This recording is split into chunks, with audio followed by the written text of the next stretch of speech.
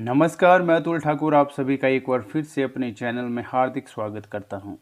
आज की इस वीडियो का हमारा टॉपिक रहेगा हिंदी साहित्य आधुनिक काल भाग 25, जिसमें कि हमारे टॉप 25 बहुविकल्पीय प्रश्न इस वीडियो में होने जा रहे हैं। प्रश्न है जैसे कि कामायनी का मूल दर्शन क्या है, कला और बूढ़ा चांद किस विधा की रचना है, राम की शक्ति पूजा किस श्रेणी की कविता है, कामायनी महाकाव्य में रहस्य के बाद कौन सा सर्ग आता है, सुमित्रा नंदन पंत की रचना को छायावाद का मैनिफेस्टो कहा जाता है। इस तरह के तमाम टॉप 25 बहुविकल्पीय प्रश्न इस वीडियो में होने जा रहे हैं। तो चलिए शुरू करते हैं आज के इस वीडियो को। हिंदी साहित्य आधुनिक काल भाग 25।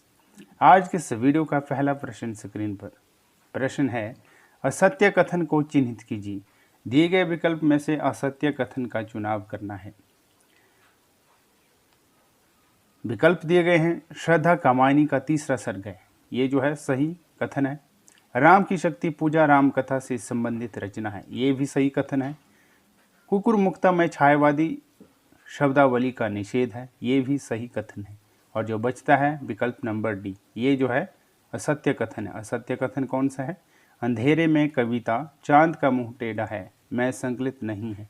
तो प्रश्न क्या पूछा गया है, असत्य कथन को चिन्हित कीजिए।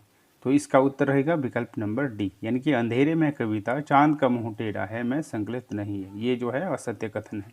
इसके अलावा ए, बी और सी ये तीनों जो है सत्य है, सत्य कथन है, यानी कि डी जो है सही उत्तर होगा इसका। अगला प्रश्न है प्रश्न नंबर 2। हिंदी गद्य में जब प्रगतिशीलता से प्रेरित रचनाएं हो रही थी तब कविता में छायावाद अपने शिखर पर था। उस विशेष काल की एक उत्कृष्ट काव्यकृति थी, कौन सी काव्यकृति थी। विकल्प है पल्लव, साकेत, जोहर या फिर परिमल। क्या होगा इस प्रश्न का सही उत्तर। हिंदी गद्य में जब प्रगतिशीलता से प्रेरित रचनाएं हो रही थी तब कविता में छायावाद अपने शिखर पर था। उस विशेष काल की एक उत्कृष्ट काव्यकृति थी, कौन सी थी। तो इसका उत्तर होगा पल्लव थी। विकल्प number A is correct answer. अगला प्रश्न है प्रश्न नंबर 3। सुमित्रा नंदन पंत की किस रचना को छायावाद का मैनिफेस्टो कहा जाता है, गुंजन को, पल्लव को, ग्राम्य को या फिर लोकायतन को। किसको कहा जाता है छायावाद का मैनिफेस्टो। तो इसका उत्तर होगा पल्लव को। सुमित्रा नंदन पंत की किस रचना को छायावाद का मैनिफेस्टो कहा जाता है, तो पल्लव को कहा जाता है छायावाद का मैनिफेस्टो। भी सही उत्तर होगा। अगला प्रश्न है प्रश्न नंबर 4। निम्नलिखित में से कौन सी रचना सूर्यकांत त्रिपाठी निराला की नहीं है। दिए गए विकल्प में से कौन सी रचना जो है सूर्यकांत त्रिपाठी निराला की नहीं है। विकल्प है अनामिका, गीतिका, परिमल या फिर निशीथ। क्या होगा इसका उत्तर।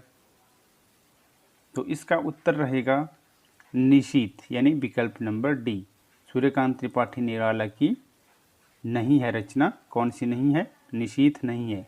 इसके अलावा अनामिका, गीतिका, परिमल ये तीनों रचनाएं ए, बी, सी में जो रहती है, यह तीनों रचनाएं सूर्यकांत त्रिपाठी निराला की है। और जो नहीं है रचना वह है निशीथ, सूर्यकांत त्रिपाठी निराला की। विकल्प नंबर डी जो है सही उत्तर होगा। प्रश्न क्या पूछा गया है, सूर्यकांत त्रिपाठी निराला की नहीं है रचना, कौन सी नहीं है, तो निशीथ नहीं है। अगला प्रश्न है प्रश्न नंबर 5। कला और बूढ़ा चांद किस विधा की रचना है। विकल्प है संस्मरण, उपन्यास, काव्य या फिर निबंध। कला और बूढ़ा चांद किस विधा की रचना है, तो इसका उत्तर होगा काव्य रचना है। कला और बूढ़ा चांद किस विधा की रचना है, काव्य रचना है। सी सही उत्तर होगा। अगला प्रश्न है प्रश्न नंबर 6। निम्नलिखित रचनाओं को उनके रचयिताओं के साथ सुमेलित कीजिए। सूची 1 और सूची 2 दी गई है, इसमें जो है सुमेलित करना है रचनाओं को उनके रचयिताओं के साथ।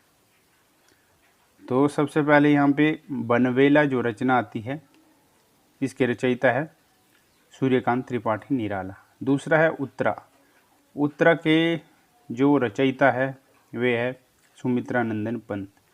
परिक्रमा के रचयिता है महादेवी वर्मा और चित्राधार के रचयिता है जयशंकर प्रसाद। इस तरह से इसका उत्तर यहाँ पे बनकर निकलेगा। अगला प्रश्न है प्रश्न नंबर 7। कर रही लीला में आनंद, महाचिति सजग हुई सी व्यक्त, विश्व का उन्मिलन अविराम इसी में सब होते अनुरक्त। ये पंक्तियां कमानी के किस सर्ग में है? विकल्प है चिंता, आशा, श्रद्धा या फिर लज्जा। सही उत्तर क्या होगा? कर रही लीला में आनंद, महाचिति सजग हुई सी व्यक्त, विश्व का उन्मिलन अभिराम इसी में सब होते अनुरक्त। ये पंक्तियां कमानी के किस सर्ग में है? तो ये पंक्ति है कमानी के श्रद्धा सर्ग में। सी सही उत्तर होगा। अगला प्रश्न है प्रश्न नंबर 8। लिखता आवाद गति मुक्त छंद, पर संपादक गण निरानंद वापस कर देते, पढ़ सत्वर दे एक पंक्ति 2 में उत्तर। इन पंक्तियों में निराला संपादकों द्वारा किसकी रचनाओं के वापस किए जाने की बात कर रहे हैं? सुमित्रानंदन पंत की, जयशंकर प्रसाद की, अपनी या फिर महादेवी वर्मा की। क्या होगा इसका उत्तर? लिखता आबाद गति मुक्त छंद, पर संपादक गण निरानंद वापस कर देते, पढ़ सत्वर दे एक पंक्ति में उत्तर।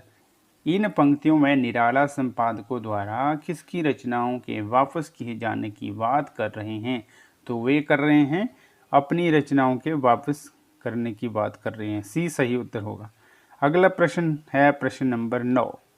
रचनात्मक फलक पर विद्रोही और क्रांतिकारी छवि के रूप में किस रचनाकार की पहचान है? सुमित्रानंदन पंत की, जयशंकर प्रसाद की, महादेवी वर्मा की या फिर निराला की। रचनात्मक फलक पर विद्रोही और क्रांतिकारी छवि के रूप में किस रचनाकार की पहचान है? तो वे रचनाकार कौन है? निराला जी है, यानी डी सही उत्तर होगा। अगला प्रश्न है प्रश्न नंबर 10। मनु, श्रद्धा, इड्डा इत्यादि अपना ऐतिहासिक अस्तित्व रखते हुए सांकेतिक अर्थ की भी अभिव्यक्ति करें, तो मुझे कोई आपत्ति नहीं। यह कथन किसका है? राम स्वरूप चतुर्वेदी का, नंदुलारे वाजपेयी का, जयशंकर प्रसाद का या फिर नामवर सिंह का। क्या होगा इसका उत्तर? मनु, श्रद्धा और ईडा इत्यादि अपना ऐतिहासिक अस्तित्व रखते हुए सांकेतिक अर्थ की भी अभिव्यक्ति करें, तो मुझे कोई आपत्ति नहीं। यह कथन किसका है? तो यह कथन है जयशंकर प्रसाद का। सी सही उत्तर होगा। अगला प्रश्न है प्रश्न नंबर 11। राम की शक्ति पूजा कविता की अंतिम पंक्ति कौन सी है? विकल्प है क्रम से हुए पार राघव के पंच दिवस, पूरा करता हूँ देकर माता एक नयन, कहा महाशक्ति राम के वदन में हुई लीन, या फिर सब चले सदया राम की सोचते हुए विजय। क्या होगा इसका उत्तर? राम की शक्ति पूजा कविता की अंतिम पंक्ति कौन सी है? तो अंतिम पंक्ति है राम की शक्ति पूजा की, कहा महाशक्ति राम के वदन में हुई लीन, यानी कि सी सही उत्तर होगा इसका। अगला प्रश्न है प्रश्न नंबर 12। कमानी का मूल दर्शन क्या है? चरवाक दर्शन, प्रत्यभिज्ञा दर्शन, बौद्ध दर्शन या फिर जैन दर्शन। कमानी का मूल दर्शन क्या है? कमानी का मूल दर्शन है प्रत्यभिज्ञा दर्शन। बी सही उत्तर होगा। अगला प्रश्न है प्रश्न नंबर 13। नील परिधान बीच सुकुमार, खुल रहा मृदुल अध खुला अंग, खिला हो ज्यों बिजली का फूल, मेघवन बीच गुलाबी रंग। इन पंक्तियों में जयशंकर प्रसाद ने किसके सौंदर्य का वर्णन किया है? ईडा का, मनु का, श्रद्धा का या फिर लज्जा का। क्या होगा इसका उत्तर? नील परिधान बीच सुकुमार, खुल रहा मृदुल अध खुला अंग, खिला हो ज्यों बिजली का फूल, मेघवन बीच गुलाबी रंग। इन पंक्तियों में जयशंकर प्रसाद ने किसके सौंदर्य का वर्णन किया है? तो इसमें किया है श्रद्धा का वर्णन। सी सही उत्तर होगा। अगला प्रश्न है प्रश्न नंबर 14। किसकी कृतियों में भारतीय इतिहास राष्ट्रीय गौरव का पर्याय बनकर आता है? विकल्प है प्रेमचंद, भीष्म साहनी, जयशंकर प्रसाद या फिर कृष्ण सोबती। क्या होगा इसका उत्तर? किसकी कृतियों में भारतीय इतिहास राष्ट्रीय गौरव का पर्याय बनकर आता है? तो इसका उत्तर होगा जयशंकर प्रसाद। जयशंकर प्रसाद की कृति में जो है भारतीय इतिहास राष्ट्रीय गौरव का पर्याय बनकर आता है। सी सही उत्तर होगा। अगला प्रश्न है प्रश्न नंबर 15। राम की शक्ति पूजा किस श्रेणी की कविता है? विकल्प है मुक्त काव्य, लंबी कविता, अकविता या फिर हाइकू। राम की शक्ति पूजा किस श्रेणी की कविता है? तो राम की शक्ति पूजा जो है लंबी कविता है। बी सही उत्तर होगा। अगला प्रश्न है प्रश्न नंबर 16। निराला की कविता राम की शक्ति पूजा के संदर्भ में कौन सा तथ्य गलत है? गलत तथ्य को जो है बताना है, कौन सा कथन जो है गलत है। क्या होगा इसका उत्तर? निराला की कविता राम की शक्ति पूजा के संदर्भ में कौन सा तथ्य जो है गलत है? तो सबसे पहले बात करते हैं हम ए की। इसमें धैर्य और अधर्म के शाश्वत संघर्ष का चित्रण है, ये सही है।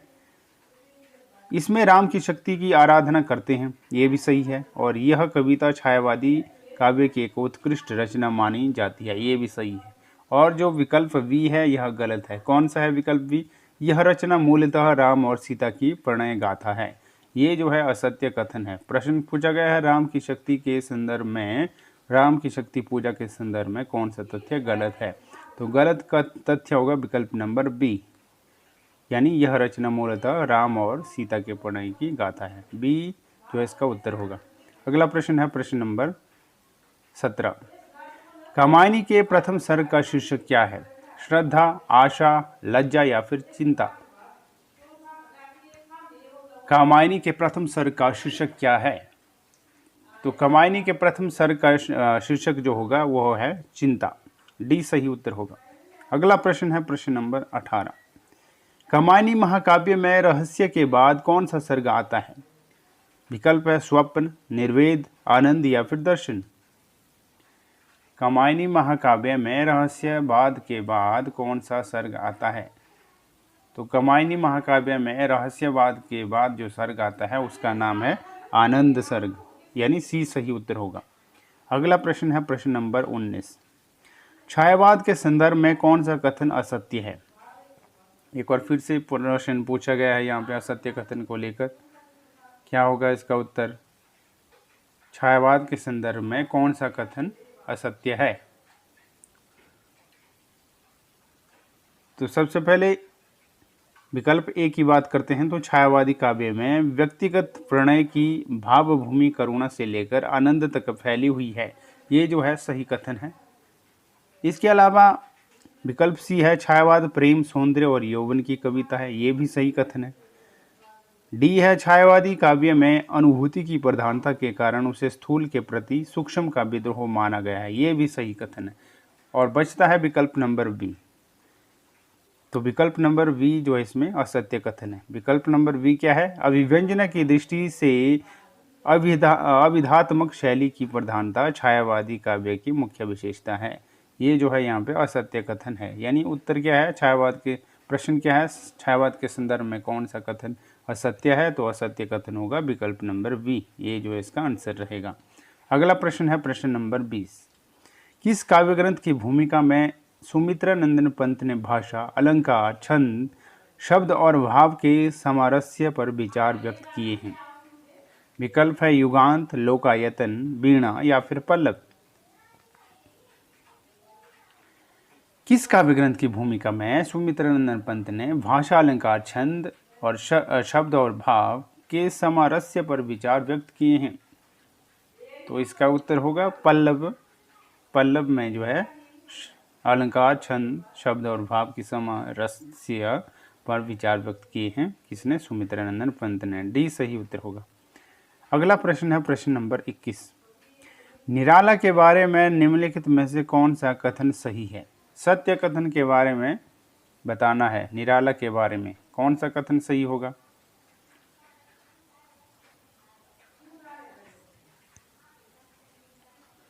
निराला के बारे में निम्नलिखित में से कौन सा कथन सही है? तो इसका उत्तर होगा विकल्प नंबर सी, यानी कि कविता के आध्यात्मिकता और रहस्यवादी भावना के दर्शन होते हैं। ये जो है विकल्प सही है। प्रश्न पूछा गया है सही कथन कौन सा है, तो सही कथन होगा विकल्प नंबर सी। अगला प्रश्न है प्रश्न नंबर 22। दुखी जीवन की कथा रही, क्या कहूँ आज जो नहीं कही। उपर्युक्त पंक्तियां हैं किसकी है? सूर्यकांत त्रिपाठी निराला की, सुमित्रा नंदन पंत की, महादेवी वर्मा की, या फिर जयशंकर प्रसाद की। क्या होगा इसका उत्तर? तो इस प्रश्न का उत्तर क्या होगा? विकल्प दिए गए हैं ए बी सी डी। दुखी जीवन की कथा रही, क्या कहूँ आज जो नहीं कही। उपर्युक्त पंक्तियां जो है किसकी हैं? तो उपर्युक्त पंक्ति जो है यह है सूर्यकांत त्रिपाठी निराला जी की, यानी ए जो है सही उत्तर होगा। अगला प्रश्न है प्रश्न नंबर 23। निम्नलिखित में से कौन सा युग्म संगत है? विकल्प दिए गए हैं हिम किरीटिनी, जगन्नाथ दास रत्नाकर, वेदी वनवास माखन लाल चतुर्वेदी, उद्धव शतक अयोध्या सिंह उपाध्याय हरिओद, और पथिक राम नरेश त्रिपाठी। कौन सा युग्म संगत है? संगत यानी कि सही जो है युग्म को चुनना है। कौन सा होगा इसका सही उत्तर?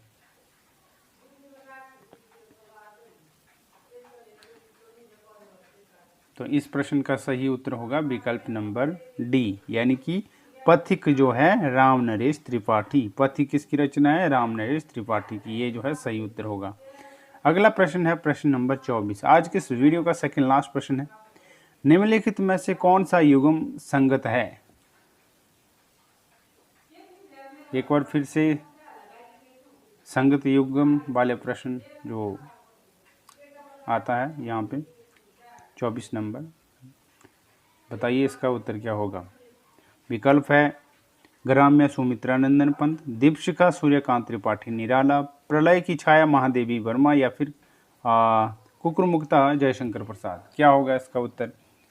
सही युग्म चुनना है। कौन सा होगा सही? निम्नलिखित में से कौन सा युग्म संगत है? तो इसका उत्तर होगा विकल्प नंबर ए, ग्राम्य सुमित्रा नंदन पंत। ये जो है सही उत्तर है इसमें, इनमें दिए गए विकल्पों में से। अगला प्रश्न है आज की इस वीडियो का अंतिम प्रश्न, प्रश्न नंबर 25। निम्नलिखित में से कौन सी काव्यकृति महादेवी वर्मा की है? विकल्प है निशीथ, सांध्य गीत, गीत गुंज, या फिर स्वर्ण धूलि।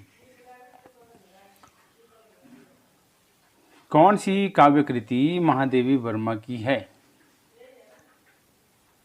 तो महादेवी वर्मा की काव्यकृति रहती है सांध्य गीत। बी सही उत्तर होगा। तो आज की इस वीडियो में हमने जो है हिंदी साहित्य आधुनिक काल भाग 25 को कंप्लीट कर दिया है, जिसमें कि हमारे टॉप 25 बहुविकल्पीय प्रश्न थे, यानी कि MCQ, टॉप 25 MCQ जो टाइप के प्रश्न थे इस वीडियो में, जो कि मोस्ट इम्पोर्टेंट रहते हैं कॉम्पिटिटिव एग्ज़ाम के लिहाज से। तो आज की हमारी वीडियो यहीं पे समाप्त होती हुई आधुनिक काल भाग 25, और अब मिलेंगे हम अगले भाग में। इसके अगले भाग में जो रहता है हिंदी साहित्य का आधुनिक काल भाग 26। शीघ्र ही हम भाग 26 को भी लाने जा रहे हैं। तो मिलते हैं आधुनिक काल भाग 26 में। तब तक के लिए नमस्कार।